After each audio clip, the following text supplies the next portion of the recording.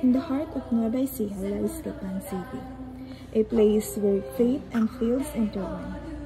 Here stands the Divino Pastora Church, a beacon of hope, history, and community.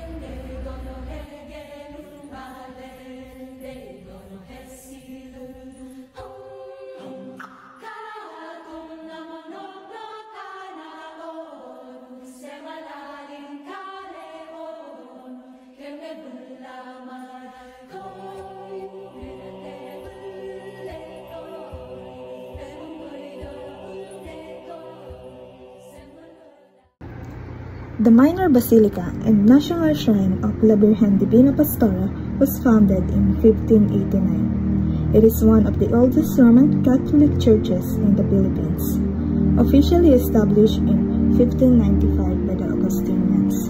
The church in Gapan City, Nueva Ecija, is dedicated to the Three Kings and La Virgen Divina Pastora. Construction of the current church began in 1856. Led by Augustinian friars, built in a Byzantine style with limestone and bricks. It became a major pilgrimage site. The image of La Virgen Divina Pastora gained prominence in the 1700s through the Belmonte family, who enshrined it in their state of the revision. In 2023, Pope Francis elevated the church to a minor basilica.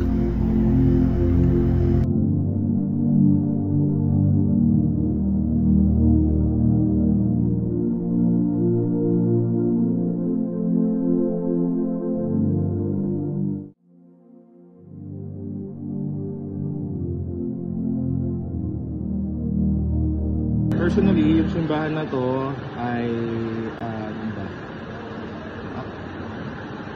para siyang nanay. Kung ako isinilang ng nanay ko, physically, ang simbahan ito, dito kami o tayo mga Katoliko sinisilang spiritually.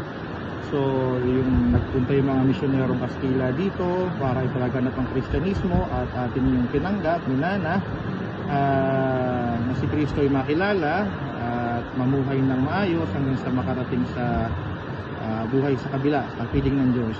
So, napaka-importante nun kasi natututo tayo sa mga mabubuting bagay at namumuhay sa mga dapat at karapat-dapat na mga gawa, kapit-kapitagang, kagalang-galang at hindi namumuhay sa masama.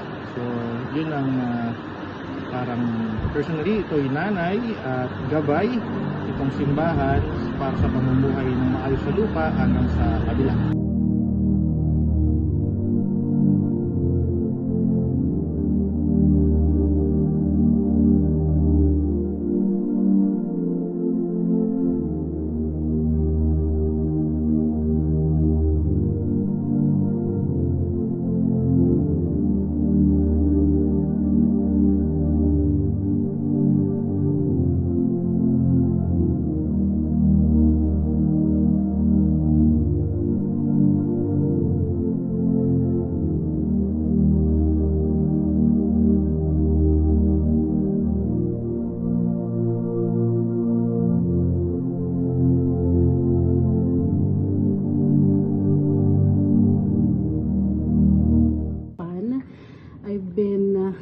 Living in Gapan since birth, no? And Divina Pastora, talagang napaka-symbolic nito. Yung kapatid ko dati is nagpaparade din siya as Divina Pastora at talagang dinudumog yung ating simbahan. And according sa mga parishioners, talagang mayroon mga milagro na nangyayari sa kanila. And specifically sa akin, I believe na talagang tawag din ako ng ating Inang Divina Pastora, no? I was not really close. I've been close to Saint Teresa of the Child Jesus and to other sa ibang saints, but not kay Divina Pastora. But lately, saka na kumbaga na-invoke yung aking yumabong yung aking pananampalataya sa Inang Divina Pastora, especially nung naging minor basilica siya. So talagang mas, kumbaga, that in itself is a mystery and a miracle, no? And also, I give yung aking school, I am the owner of Miracle Development, and I firmly believe na kagaya niya bilang pastol, no? Yun din yung aking naging debosyon na maging pastol ng mga teachers at ng mga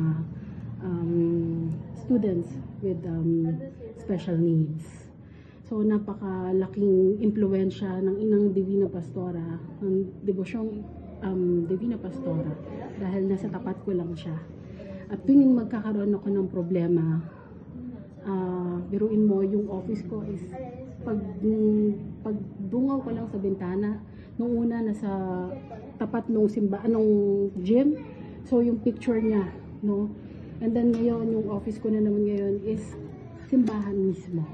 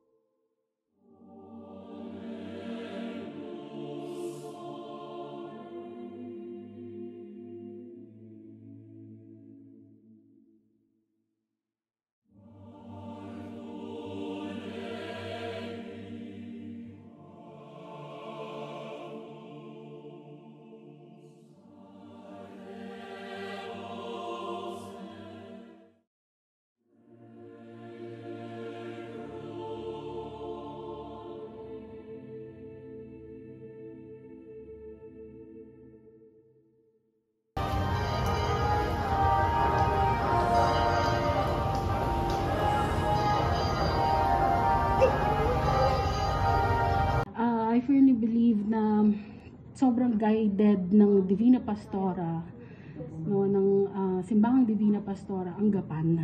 Napaka-blessed ng Gapan because of our church, no, lalo na kumbaga biniyaan tayo ng mga pare na mahuhusay, at yung pambihira, yung mga may devotion dito, lalo na yung sabihin na natin mga madaming mga devotees dito na, like for example, Sir Louis, mga nagpa-piano, no? Marami ring mga altar servers na talagang devotee.